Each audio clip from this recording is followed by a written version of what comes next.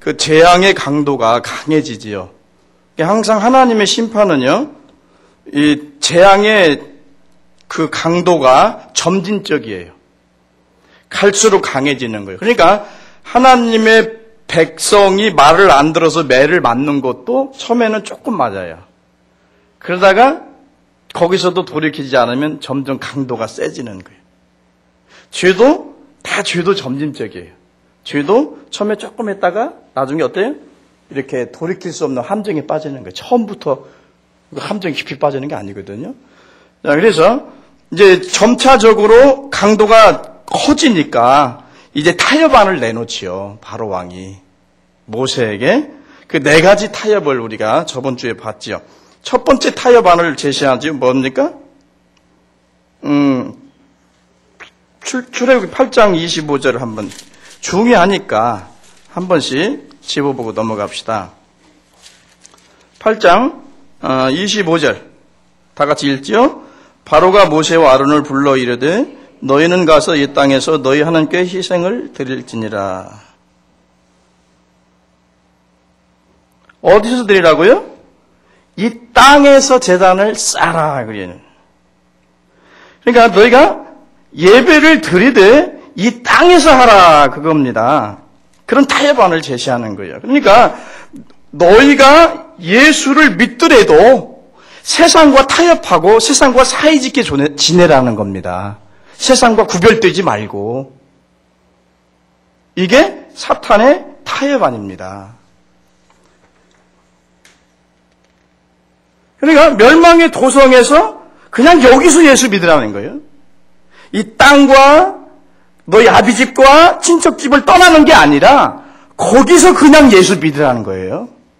세상에 떠나지 말고 세상에 있는 그런 삶의 스타일, 그런 세계관, 그런 가치관을 버리지 말고 그대로 살아라는 거예요. 그러면서도 예수를 믿을 수 있다라고 이제 사탄은 이제 얘기하죠. 그게 첫 번째 타협안입니다. 그 다음에 두 번째 타협안이 뭡니까? 두 번째 타협안이 자, 가드 어떻게?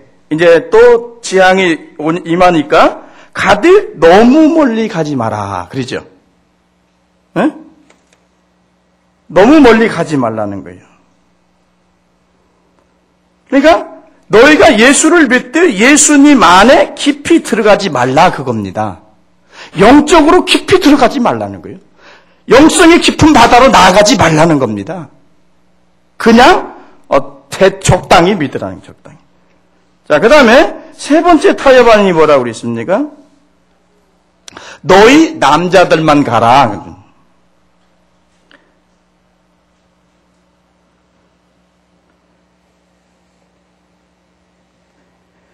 너희 가족들은 어때요? 애굽에 남아있으라 그러죠. 그게 무슨 얘기예요? 너만 교회에 나가라. 너만. 너의 신앙을, 너의 종교를 왜 다른 사람한테 강요하려고 그러냐? 너나 믿어라. 너나 혼자. 그러나 이게 사탄의 유혹이 시험입니다. 뭡니까? 하나님은 너와 내 집이 구원을 얻으리라고 그랬어요. 내가 믿으면 내가 가지고 있는 복음을 내 남편, 내 가족들, 내 이웃에게 지구가 가서 널리 전해야 되죠. 그런데 절대 전도하지 말라는 거예요. 너희들만 가라는 겁니다. 이해 갑니까? 왜 아무 소리도 없어요? 네 번째 타협안이 뭡니까? 네 번째 타협안은 10장 24절을 한번 읽어보죠. 10장 24절.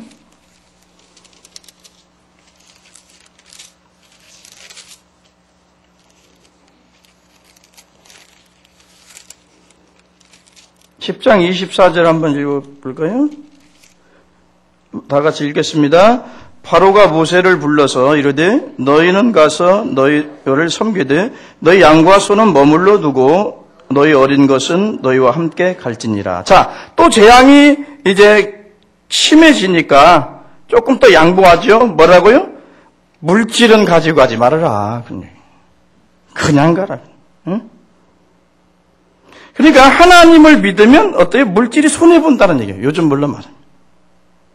그러니까 손해보니까 그냥 너희들만 가라. 그리고 그 양과 소와 이런 것들은 어떻게 두고 가라는 거죠. 그래서 예수 믿으라고 하면 뭐 시험이 오고 뒷돈 사업도 망하고 막 이래서 두려워서 못 믿겠다는 사람들 있죠. 그런 이런 시험에 걸려 있는 겁니다. 오늘은 마지막 재앙과 유월절에 대해서 알아보겠습니다. 유월절은 실질적으로 이스라엘의 그 나라의 시작을 의미합니다. 그러니까 이스라엘은 무슨 공동체입니까? 하나님 나라의 공동체입니다. 그러니까 이스라엘의 하나님 나라 시작이 유월절에서부터 시작된다라는 얘기입니다. 자, 그래서 유월절을 어떻게 지킬 것인가에 대한 상세한 내용이 기록되어 있습니다. 11절에 말하죠. 너희는 그것을 이렇게 먹을지니 허리에 띠를 띠고 발에 신을 신고 손에 지팡이를 잡고 급히 먹어라. 이것이 여호와의 유월절이니라. 내가 그 밤에 애굽 땅을 두루 다니며 사람과 짐승을 물어나고 애굽 나라 가운데 처음 난 것은 다 치고 애굽의 모든 신에게 벌을 내리리라. 나는 여호와로다. 내가 애굽 땅을 칠 때에 그 피가 너희의 거하는 집에 있어서 너희를 위하여 표적이 될지라. 내가 피를 볼 때에 너희를 넘어가리니 재앙이 너희에게 가까이 내려 멸하지 아니하리라. 자, 보세요. 자, 이스라엘 백성들을 구원하기 위해서 어떻게 하라고 하는 것을 제시해 주죠. 자, 하나님이 마지막 때는 이스라엘의 처음 난 것들은 다 치라고 그랬어요. 다 죽이라는 겁니다. 그래서 마지막 재앙이 장자의 죽음입니다. 장자의 재앙. 거기에서 이스라엘 백성들을 보호하기 위해서 뭘 지키라고요? 유월절을 지키라는 겁니다. 그래서 유월절은요, 하나님의 선택받은 자들을 위한 절기입니다. 자, 유월절에 뭘 잡으라고요? 양을 잡으라는 겁니다. 그것을 몬설주에 바르라는 거예요. 그럴 때 그 죽음의 천사가 그 피를 보고 그 집을 건너뛰어 갈 것이라. 그러면 그 집이 구원을 얻게 될 것이다. 자, 그 피를 보고 그 가정은 어때요? 죽음을 면하게 된다는 겁니다. 그래서 유월절이라고 하는 말의 의미가 건너뛰다라고 하는 의미를 가지고 있습니다. 그러면 왜 하필이면 피냐라는 건 피.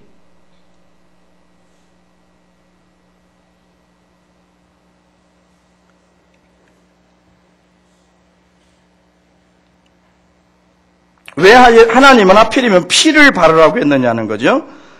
레위기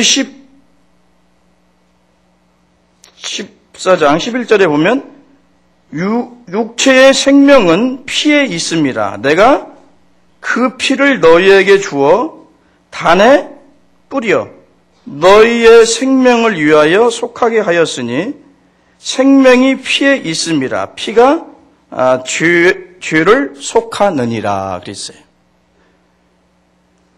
피는 무엇을 상징해요? 피는 무엇을 상징한다고 합니까? 피는 생명을 상징한다고 그랬어요. 그러니까 양의 생명을 통해서 너희가 구원을 얻을 것이다라고 하는 것을 말씀하고 있죠. 히브리서 11장 28절에도 보면 믿음으로 유월절과 피 뿌리는 예를 정하였으니 이는 장자를 멸하는 자로 저희를 건드리지 않게 하려 하는 것이라 그랬어요. 그러니까 유월절의 피 뿌림은 무엇을 위해서? 그들의 장자를 보호하기 위해서 유월절을 제정하고 유월절을 지키라고 했다는 겁니다. 히브리서 9장 22절에 보면 이 율법을 쫓아 거의 모든 물건이 피로서 정결케 되나니 피 흘림이 없은즉 사함이 없느니라 그랬어요. 그래서 여기서 우리에게 제시하고자 하는 것은 구원의 유일한 길을 제시해주고 있는 겁니다. 온 인류의 모든 사람들이 구원을 얻을 수 있는 방법에 대해서 가르쳐주고 있는 겁니다.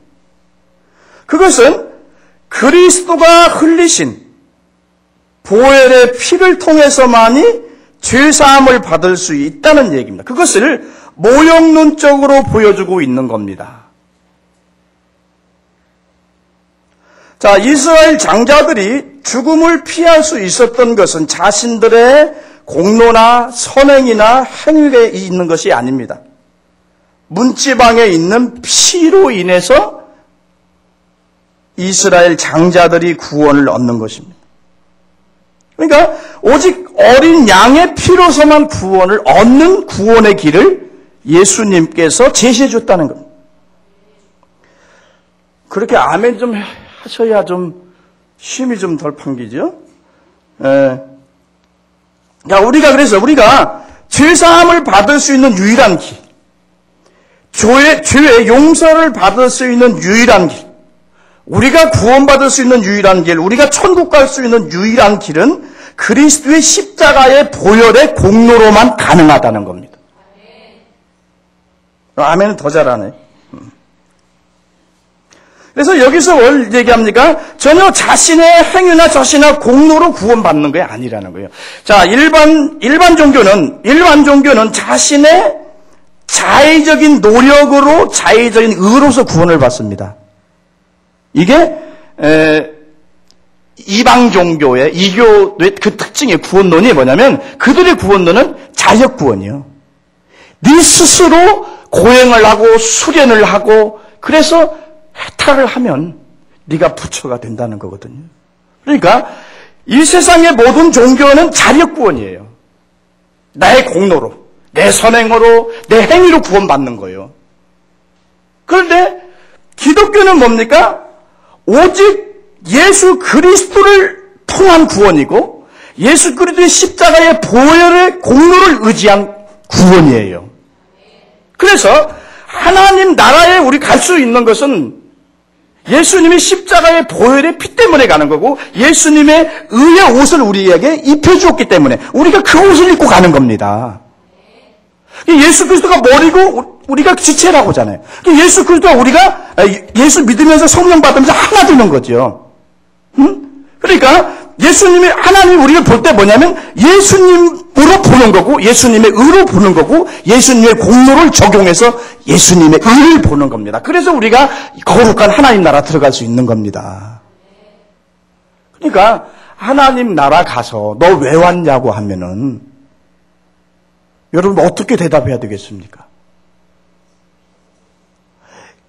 예수님의 이름으로 나의 죄를 위해서 십자가에 피 흘리신 주님의 이름으로 주님의 공로로 왔습니다 해야 받아들여지지. 지금 제가 최선을 다해서 잘 살려고 노력했습니다. 그러면요 절대 천국 출입금지 당합니다. 제가 지금 가르쳐드리는 겁니다. 왜 그러냐면 오늘 밤 내 영혼을 돌로 찾으리니 오늘 밤 가실 분도 있을지 모릅니다. 가서 천사가 너 왜 왔냐고 물어보면 나 예수 믿어서 예수 이름으로 나는 의가 없는데 예수님의 의로 왔습니다. 그렇게 이야기하면 통과.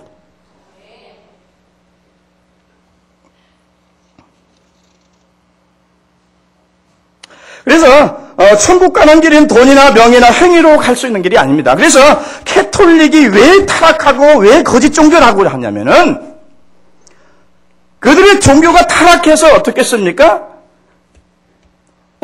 면죄부를 차라고 그랬잖아요. 아주 타락이 극에 달하자 뭐냐면 이 돈이 들어가는 동시에 너희 조상이 어때요? 지옥에서 연옥으로 가고 연옥에서 천국 간다 그거예요. 또 하나의 문제는 뭐냐면 캐톨릭은 자력구원을 얘기하네요. 자력구원. 그래서 이단이라고 하는 거예요. 그런데 분명히 성경에서 우리 주님의 구원의 계획을 우리에게 말씀하시는 것, 구원의 방법을 말씀하시는 것은 돈이나 명예로 행위로 그것을 살 수 없다는 거예요. 그래서 베드로전서 1장 18절 19절에 보면 내가 알거니와 너희 조상의 유전한 망령된 행실에서 구속된 것은 은이나 금같이 없어질 것을 한 것이 아니요 오직 흠없고 점없는 어린 양 같은 그리스도의 보배로운 피로 한 것이니라 라고 합니다. 금이나 은이나 없어질 것으로 너희가 구원받은 것이 아니라 점도 없고 흠도 없으신 예수 그리스도의 보혈의 피로 너희가 구원을 받은 것이라고 말합니다. 히브리서 9장 22절에 뭐라고 말할까? 피 흘림이 없이는 죄사함이 없다고 증거합니다. 예수님이 우리를 위해서 피 흘리는 십자가의 사건이 없었다면 하나님의 나라를 들어갈 자도 없고 구원받을 자가 없다는 겁니다. 그래서 뭡니까? 오직 믿음을 통해서만이 구원 얻는 이 신칭의를 사도 바울은 로마서 초반부에 말하는 겁니다. 자, 그러면서 이제 우리가 읽지 않았습니다. 더 나아가서 이제 6월절을 지내고 그들을 하나님이 인도할 때 상당히 이해할 수 없는 곳으로 가라고 하죠. 자, 애굽을 떠날 때 그들이 애굽에 출애굽을 할 때 가나안으로 직접 갈 수 있는 지름길이 있었다는 거예요. 그것은 어디? 블레셋 땅을 걸쳐가는 땅입니다. 자, 그 길로 가면, 그 지름길로 가면 10일 내지 15일 걸려요. 그런데 그 길을 놔두고 광야로 가라는 겁니다. 거기는 굉장히 시간이 많이 걸리죠. 그리고 더 위험이 존재하고요. 그 이유를 두 가지로 이야기하죠. 13장 보죠. 13장. 왜 그렇게 그 광야로 보냈는가? 두 가지 이유를 말합니다. 17절, 18절 한번 읽어보겠어요. 자, 바로가 다 같이 읽습니다. 시작. 바로가 백성을 보낸 후에 블레셋 사람의 땅의 길을 가까울지라도 하나님이 그들을 그 길로 인도하지 아니하셨으니 이는 하나님이 말씀하시기를 이 백성이 전쟁을 보면 뉘우쳐 애굽으로 돌아갈까 하셨습니다.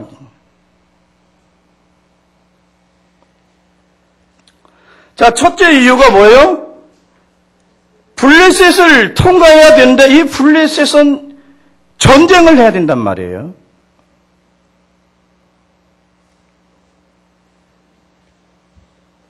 근데 지금 믿음이 부족한 상태에서, 믿음이 어떻게 보면 없는 상태에서 이런 큰 일들이 벌어지면 금방 후회하고 애굽으로 도망간다 그겁니다. 그러니까 그들의 믿음이 약한 것을 우리 주님이 체험하신 것입니다. 그래서 그들에게 감당할 시험을 준 것입니다. 감당치 못할 시험을 안 준 거예요. 왜요? 그 지름길로 갔을 경우는 감당할 수 없는 시험이라 그겁니다.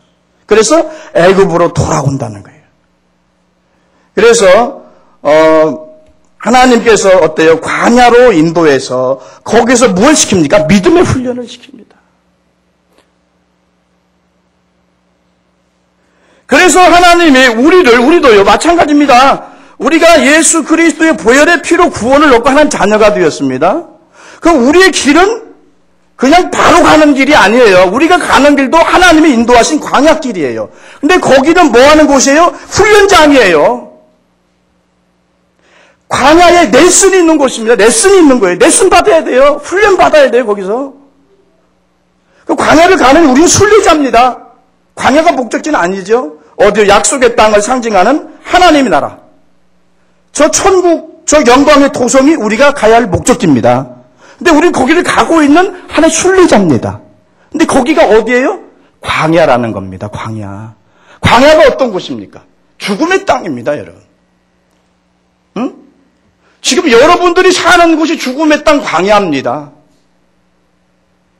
거기서는 여러분들이 그것과 싸워서 이겨야 그것을 싸움을 통해서 여러분 믿음이 성장하고 그리고 이기셔야 그 길을 갈 수가 있는 거예요. 그런데 이 광야에서 여러분들이 믿음의 훈련을 통해서 성숙하셔야 됩니다. 그래서 광야는 편안한 곳이 아니에요. 그래서 예수 믿으면 만사형통하다라고 하는 얘기는 거짓말입니다. 문제가 있더라도 그것을 예수의 이름으로 믿음으로 이기고 하나님의 능력으로 하나님의 권능으로 이겨나가는 것이지 예수 믿는다고 문제가 안 생기는 건 아니라는 겁니다. 여러분들이 처음부터 바로 배우셔야 됩니다. 왜 괜히 예수 믿고 만사형통한다고 했다가 예수 믿고 뭐 잘 되고 생각한 대로 모든 것이 다 형통할 줄 알았는데 문제가 자꾸 생기거든. 시험이 오고 그러면 이게 뭔가 잘못됐는가 그런 생각합니다. 그것은 성경대로 못 배우셔서 그렇습니다. 하나님의 목적은요, 여러분들의 출세나 여러분들의 복지에 있는 게 아닙니다.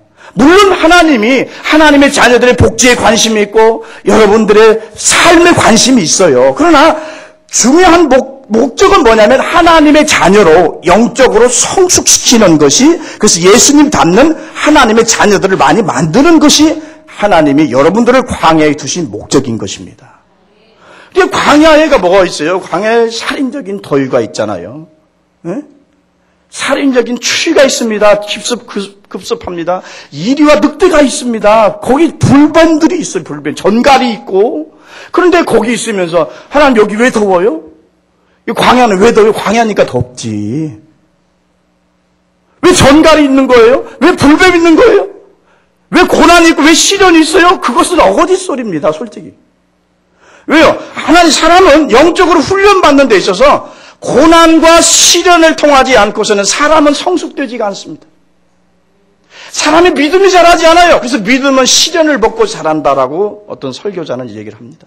어떤 설교자 얘기가 아니고 하나님 말씀입니다. 광야가 그런 곳인지 알아야 되고 내가 그런 곳에 지금 살고 있다는 걸 알아야 돼요. 그래야 여러분들이 싸움에서 승리할 수 있습니다. 그런 사건들을 통해서 여러분들의 믿음의 성장의 계기로 만들어갈 수가 있는 겁니다. 광야입니다, 여러분, 광야.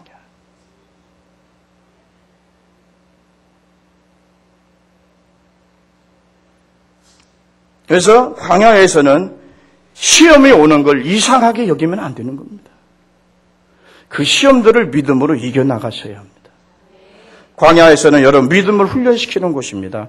믿음이 훈련돼야 되고 이 광야의 연단을 통해서 자기 안에 있는 더러운 찌꺼기들을 자꾸 버려야 되는 거죠. 그러면서 성숙해 가는 거죠. 이것이 하나님께서 우리에게 허락한 이유입니다. 광야를 가도록 허락한 이유예요. 그러니까 우리가 광야를 살면서 이 하나님의 뜻과 목적을 모르면 괜히 시간만 낭비하고 고난만 받다가 가는 겁니다. 그래서 다 나름대로 시험이 있고 고난이 있고 다 고통이 다 있어요. 나름대로 다 있습니다. 그것을 뭘로 삼아야 됩니까? 성화의 계기로 삼고 자신을 만들어가는 과정으로 삼아야 됩니다. 그래서 잔느귀용 부인은 시어머니한테 얼마나 핍박을 받았는지 몰라요. 잔느귀용 부인은 상당히 좋은 귀족 출신입니다. 그런데 그 남편하고 결혼한 후에 더 고난이 시작되죠. 그런데 시어머니 또 종들까지도 멸시합니다. 그런데 잔느귀용 부인은 그런 모든 것들을 하나님이 나를 연단시키기 위한 도구로 보시고 그런 기회로 내가 성숙할 수 있는 기회로 삼고 내 자아가 죽을 수 있는 기회로 삼고 그것을 믿음으로 인내하고 극복을 했습니다. 그래서 그가 그런 영성을 소유할 수 있었던 겁니다. 그냥 영성이 얻어지는 게요, 그냥 얻어지는 게 아닙니다. 다 대가 지불해야 얻습니다. 다 그래요. 성공도 출세도 이 세상 하는 사람들도 다 대가 지불을 해야 얻는 겁니다. 그냥 얻어지는 사람은 아무도 없어요. 그럼 다 목사는 목사 나름대로, 성도는 성도 나름대로 다 각기 자기에 주어진 훈련들이 있습니다. 그 훈련을 받아야 됩니다. 자, 두 번째 이유로 14장 3절 4절 한번 보죠. 자, 3절 4절 시작. 이스라엘 자손에 대하여 말하기를 그들이 그 땅에서 이득하여 광야에 갇힌 바 되었다 할지라. 내가 바로의 마음을 강팍케 한즉 바로가 그 뒤를 따르리니 내가 그와 군대를 인하여 영광을 얻어 애굽 사람으로 나를 여호와인 줄 알게 하리라 하심에 무리가 그대로 행하니라. 아멘. 두 번째 이유가 뭐예요? 이스라엘의 구원이 전적으로 하나님의 역사인 것을 말하는 것이고, 자신의 노력으로가 아니라 하나님의 주권적인 능력과 권능으로 얻어진다는 사실을 이스라엘 백성들의 마음에 심어주고자 했던 겁니다. 그래서 구원은요, 전적인 하나님의 은혜와 능력으로 주어지는 겁니다. 구원받는 데는 우리에게는 전혀 무력한 존재입니다. 계속해서 하나님께서 광야를 인도하실 때도 그들을 보호하시고 인도하고 필요한 것들을 공급해 주는 것을 볼 수가 있습니다. 그래서 불과 구름 기둥이 항상 그들과 함께하는 것을 봅니다. 낮에는 무엇으로 인도하시고요? 구름 기둥으로 인도하시고, 밤에는 살인적인 추위가 있으니까 불 기둥으로 인도해야 돼요. 그리고 이들이 먹어야 되잖아요. 사람이니까 필요한 만나를 주셨습니다. 그리고 고기도 주시고 하나님이 물도 주셨습니다. 광야는 아무것도 없는 곳입니다. 광야는 아무것도 없는 곳입니다. 오직 하나님이 채워주셔야만, 필요한 것을 공급해 주셔야만 얻을 수 있는 곳이 광야입니다. 그래서 광야 생활을 할 때는 어디만 항상 바라봐야 돼요? 하늘만 바라봐야 돼요. 네. 하나님 바라봐야 돼요. 그래서 이스라엘 백성들은 하나님 바라보는 훈련을 하고 있는 겁니다. 생활이 어렵고 모든 게 어려울 때 하늘을 바라보고 하나님을 바라보는 훈련을 하는 겁니다. 하나님을 의지하는 훈련을 받는 겁니다. 그때 하나님만 바라보고 할 때 하나님이 어때요? 그 필요한 것을 채워줄 수 있습니다. 우리 삶도 마찬가지입니다. 하나님이 인도하고 보호하시고 공급해 주시는 손길이 아니면 결코 이 광야를 우리가 승리할 수 없습니다. 우리는 그래서 무슨 고백이 필요합니까? 우리 아무것도 없는 거예요. 우리 스스로 할 수 있는 것은 아무것도 없어요. 하나님이 내게 공급해 주시지 않으면 나는 받을 수가 없는 겁니다. 그러니까 우리가 전적으로 하나님을 의지해야 되는 겁니다. 그런 의미에서 항상 깨어서 기도해야 되죠. 자, 그런데 이제 이런 계획들을, 하나님이 그런 계획을 가지고 있었는데, 이런 계획을 따르기 위해서는 뭐가 있어야 되죠? 영적인 시각, 안목이 있어야 되고 영적인 눈이 있어야 됩니다. 보세요. 모세가 이 하나님의 계획을 들었을 때 어떻게 돼요? 전혀 인간적으로는 불가능한 얘기입니다. 어떻게 여러분 홍해를 건너갑니까?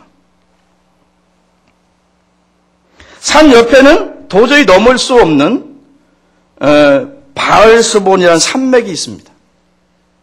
그리고 다른 편에는 모래 언덕이 펼쳐져 있습니다. 뒤에는 애국 군대가 추적해오지요. 앞에는 뭡니까? 강이 흐르고 있습니다.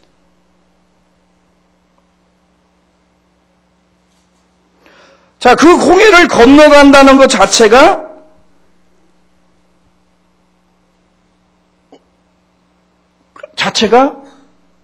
어떻게 보면은 어리석은 생각이죠.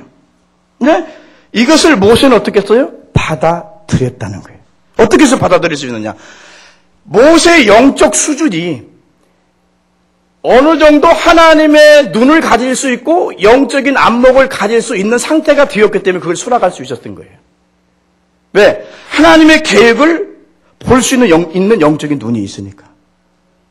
그러나 인간적인 안목에서 보면 불가능한 얘기입니다. 쉽게 말하면 그래서 믿음이 없는 이스라엘 백성들은 뭐라고 그랬어요? 매장지가, 애굽의 매장지가 없어서 우리를 죽이려고 여기까지 데리고 왔느냐라고 부정적인 이 얘기를 합니다. 그러니까 영적으로 성숙해서 하나님의 시각과 영적인 안목으로 보지 못하면 하나님의 계획을 이해하지 못하고요, 원망하고 불평할 수밖에 없는 것이에요. 그런데 모세는 왜 어떻게 받아들였어요? 그래서 모세는 훈련을 받았거든요. 40년 동안. 그래서 그때 영적인 안목이 있었고 영적으로 볼 수 있는 시각이 열려 있었다는 거예요.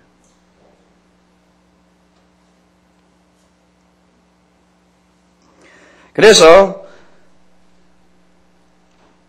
불가능한 것도 가능하다고 믿는 사람들은요, 어떤 사람이냐면 영적인 감각이 있는 사람이고 영적인 안목이 있는 사람들이 이길 수가 있어요. 그러니까 이런 것일지라도 전능하신 하나님은 우리를 능히 여기서 구원할 수 있다고 하는 그 영적인 믿음, 그 믿음이 자기를 구원할 수 있다는 겁니다. 그 사람만이 이런 위기를 통해서 하나님의 기적이 나타날 것이라고 믿는 겁니다. 그러면 그대로 능력이 나타납니다. 그러나 인간적인 생각에서 보고 판단한 사람들은 이건 죽은 거거든요. 그러니까 이제 우리 다 죽었다 그러잖아요. 하나님이 믿음이 어리니까 불쌍해서 살려준 거지. 믿음이 성장한 상태에서는 안 되지요. 그러니까 홍해에서는 그들의 믿음이 초보적인 것이라 모세를 통해서 홍해를 가르잖아요. 그래서 다 갈라진 상태에서 건너가게 했지만 요단강을 건너갈 때는 좀 방식이 다릅니다. 뭡니까? 믿음으로 요단강 물에 들어가게 만듭니다. 그냥 갈라놓고 가라고 하는 게 아니고. 그러니까 뭐예요? 믿음을 필요한. 왜? 광야 연단을 통해서 믿음이 성숙했으니까. 그러니까 그 믿음에 따라서 하나님 요구하는 것도 다르다는 거예요. 그러니까 우리가 믿음이 부족하고 영적인 시각이 없이 무조건 인간적인 차원에서 하나님의 일을, 하나님의 경륜을, 하나님의 계획을 평가해서는 안 됩니다. 그러면은 괜히 헛소리 하게 돼 있어요. 그러니까 믿음이 없고 영적인 수준이 탁월하지 못하면은 그냥 아무 소리 않고 그냥 가만히 있는 게 좋습니다. 괜히 판단했다가 죄짓게 되는 거예요. 보세요. 욥이 왜 고난을 받습니까? 완벽한 사람 아닙니까? 근데 하나님은 나름대로의 뜻이 있었거든요. 왜요? 욥은요, 동방의 의인이고 정말로 최선의 자기 의를 나타냈던 사람이에요. 뭐냐면 하나님께서 의도했던 건 그 사람의 의를 꺾고자 하는 그 의. 예? 모든 게 완벽해요. 근데 하나 문제가 되는 건 뭐냐면 욥이 자신의 의를 내세워 하나님께 나가려고 한다 그게. 그러니까 너희가 너희 의로 네가 살아가는 게 아니고 하나님의 은혜로 산다고 하는 그걸 하나 깨닫게 하기 위해서 그의 삶에 고난을 보냅니다. 그런데 욥의 친구들은 다 신학자들이죠.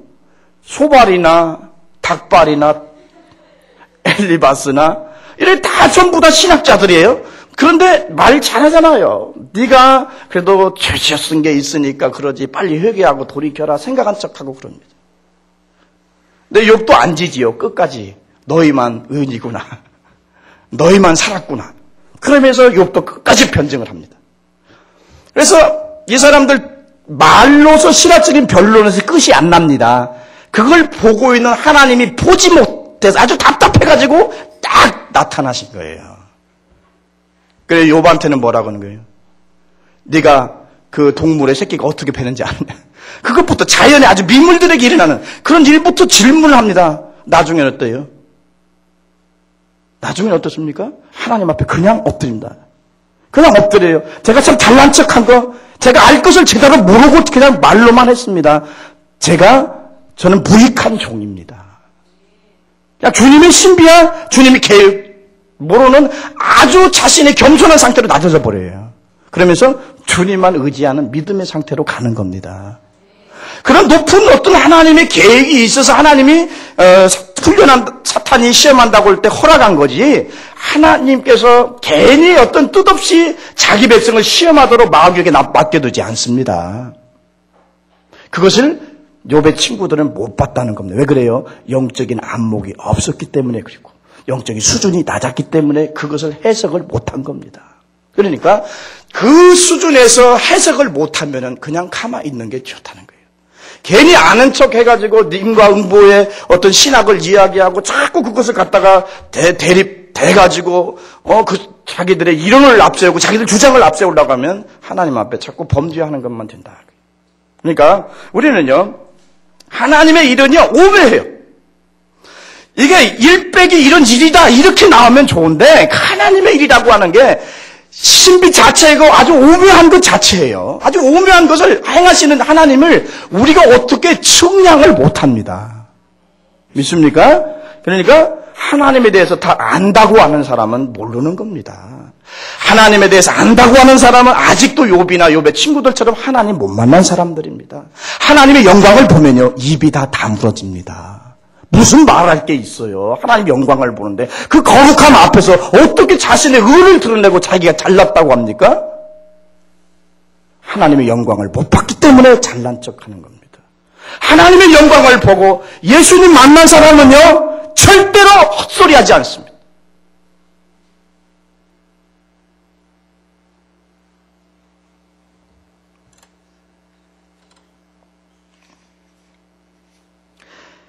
그래서 신앙은 제가 항상 얘기합니다. 신앙이라고 하는 것은 하나님의 시각을 갖는 것이다. 그러니까 모든 걸 해석하는 것을 하나님의 관점에서 해석을 하셔야 그게 신앙이다 그거예요. 그런데 대개 그걸 해석할 능력이 없어요. 사람들이. 해석 못한단 말이에요. 자기 삶에 나타난 고난도 해석을 못해요. 그래서 이 시간만 보내고 그냥 고생만 하는 사람들 많아요. 우리가 영적인 감각이 있고 그래서 하나님의 시각으로 보고 그러면은 그 시간과 그 어떤 고난 이런 것들을 통해서 우리가 그 선용해서 더 높은 상태에 올라갈 수 있단 말이에요. 그죠? 그런데 그 영적인 감각이 없고 영적으로 무디어 있고 영적으로 침체되어 있으니까 그 하나님의 메시지가 안 들린다 그거예요. 하나님의 메시지는요, 성경을 통해서도 오십니다.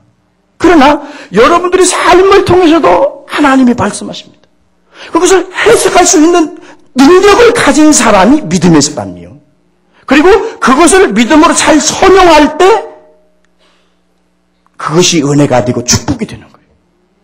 바람이 무조건 나쁜 게 아니지요. 바람이 불면 또 그 풍랑 인연하여서 더 빨리 갑니다. 그러잖아요. 시련이 다 나쁜 거 아니에요. 고난이 다 나쁜 게 아니에요.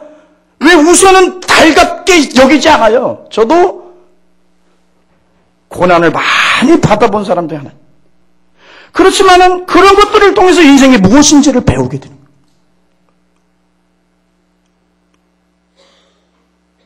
그러면서 하나님을 배워가고 하나님을 의지하는 법을 배워가는 겁니다. 세상의 것을 배설물처럼 여기는 법을 아는 겁니다. 그래서 우리가 영적인 하나님의 시각을 갖고 어떻게 이 사건에 일어나는 내 삶에 일어나는 거 어떻게 해석해 나가느냐 이것이 이제 여러분들의 행복과 불행을 결정하는 겁니다. 그래서 해석의 능력이 있어야 돼요. 신앙의 사람은 해석의 능력이 있어야 돼요. 홍해 사건도 믿음 있는 모세는 신앙적으로 해석해서 정말로 지팡이를 들고 하는 명령에 따라서 있었지만 다른 사람은 하나님의 시각이 아니라 그냥 육신적인 시각으로 그걸 바라보았기 때문에 죽음의 강호로 봤단 말이에요. 그런데 모세는 무슨 강호로 본 거예요? 하나님의 기적이 나타나고 하나님의 영광을 볼 강호로 보인 거예요. 그러니까 그걸 들고 하나님의 명령을 순종해서 밤새도록 서 있는 겁니다. 그러니까 그 믿음대로 기적이 일어났습니다. 그러니까 신앙이라는 것은 사건을 해석하는 능력입니다. 믿음이 좋은 사람들은 모든 걸 영적으로 해석해서 그 사건을 내 믿음의 성장의 기회로 삼습니다.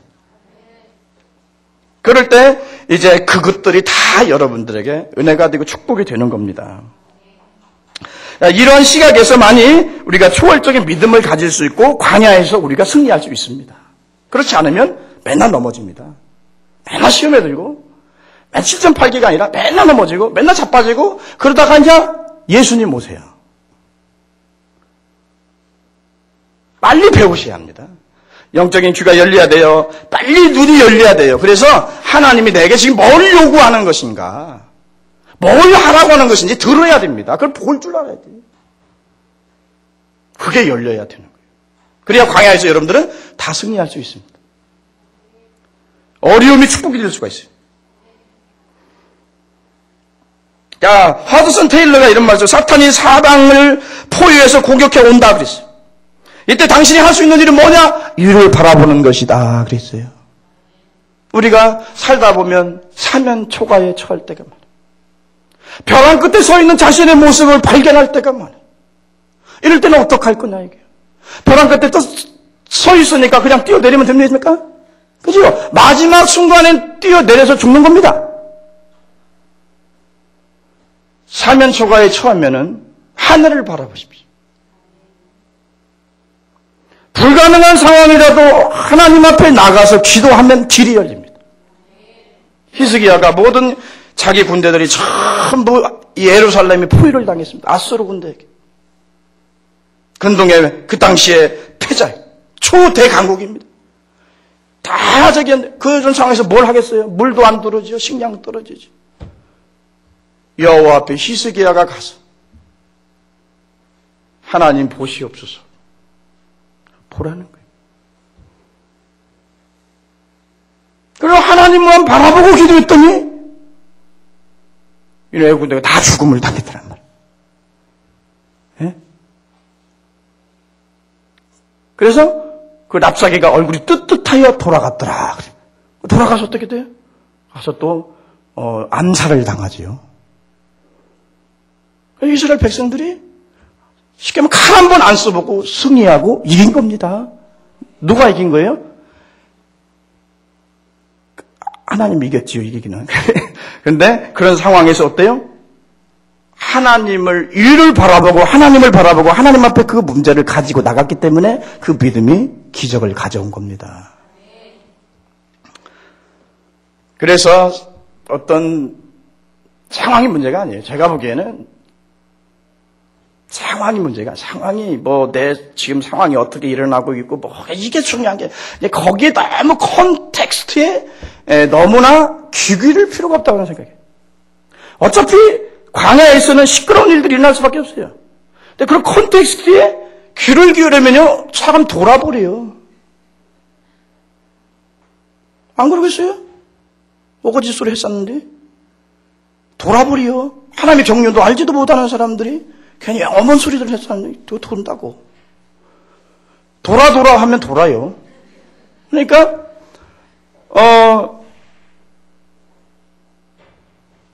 내 보다가 그렇게 컨텍스트, 그런 컨텍스트만 바라볼 수 있는 건 뭔 눈으로 가능해요? 우리 육안으로 보면 가능해요. 우리가 가지고 있는 오성 있잖아요. 그걸로 다 감지될 수 있는 거예요. 근데 그것만 있으면요, 절대로 승리를 못 한다는 거예요. 뭐요? 영성이 있어야 된다는 거예요. 영감이 있어야 되고, 영적인 감각이 있어야 되고, 영적인 눈이 열려야 되고, 영적인 귀가 또 열려야 된다 이거예요. 그래서 그리스도인들은 눈이 몇 개예요? 2개예요, 2개. 그냥 일반적인 컨텍스트를 바라볼 때 삶으로 바라볼 수 있는 그 일반적인 육신의 눈입니다. 또 하나는 뭐요? 영의 세계. 그 모든 걸 지배하고 다스리고 모든 걸 있게 하는 영의 세계를 바라볼 수 있는 영적인 눈입니다. 그 2가지가 있는 거예요. 근데 그게 열려야 되죠. 그죠? 네. 그래서 거기에 소리를 들어야 우리가 이런 거칠은 광야, 믿음으로 참 찬송 부르면서 가지. 그걸 아니면 쉽게 말하면 왜 그럴까 생각하면 대가리가 깨집니다. 죄송합니다.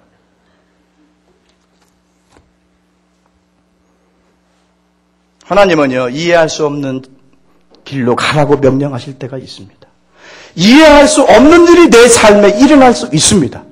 그때 여러분들이 영적인 안목으로, 영적인 시각으로 그걸 보고 신앙적으로 해석해서 믿음으로 나간다면 영광은 우리에게 찾아옵니다. 이것을 꼭 기억하시고, 지금 여러분들이 살고 있는 땅은 광야라는 것. 언제 어느 때 불뱀이 모를지 모르고, 언제 어느 때 시험이 유혹이 찾아와서 나를 넘어뜨릴지 모른다는 사실을 꼭 기억하고 사십시오. 그러므로 여러분, 광야에 사는 우리는 무엇해야 되겠습니까? 쉬지 말고 기도해야 합니다. 기도 안 하면 다 넘어집니다. 예수님도 그래서 기도하신 거예요. 예수님도 여러분 이 땅에 오셔서 하나님 뜻을 이루기 위해서 가진 고난과 십자가 지고 고통 다 당하셨는데, 우리가 하나님 뜻을 따라 경건하게 살고자 하면 무릇 핍박도 함께 받는다고 그런 거예요. 그러니까 광야라는 거 기억하시고, 여러분들이 그 광야 믿음으로 이기려면은 여러분들이 기도하지 않으면 그 불가능하다 그거예요. 기도하지 않으면 예수님 말씀처럼 내 안에서 넘어지리라, 그 말씀대로 됩니다. 이게 주님의 그 말씀, 너희가 시험에 들리라, 그 말은 너희가 내 안에서 넘어진다 그런 얘기예요. 그래서 베드로는 예수님을 저주하면서 3번 부인했죠. 그 다른 제자들은 다 도망갔죠. 응? 그런 일이 벌어지는 겁니다. 그러니까 시험에 안 들으려면 어떻게 해야 돼요? 기도해야 돼요. 우리의 싸움은 무슨 싸움이에요? 육의 싸움이 아니고 영적인 싸움이에요. 영적인 싸움에서 이기려면 영적인 감각이 개발돼야 되고 영적인 분별력이 있어야 되고 영역이 있어야 되고 그러기 위해서는 뭐예요? 하나님 앞에 전적으로 기도하고 성령을 의지하는 믿음의 훈련이 꼭 필요하다는 거예요.